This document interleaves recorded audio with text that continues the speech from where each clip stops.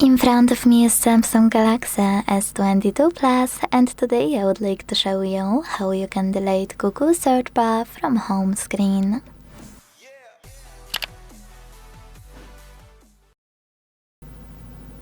All you need to do is hold your search bar and wait for this pop-up to show. When it does, click on Remove. As you can see, after a few seconds, my search bar was successfully deleted.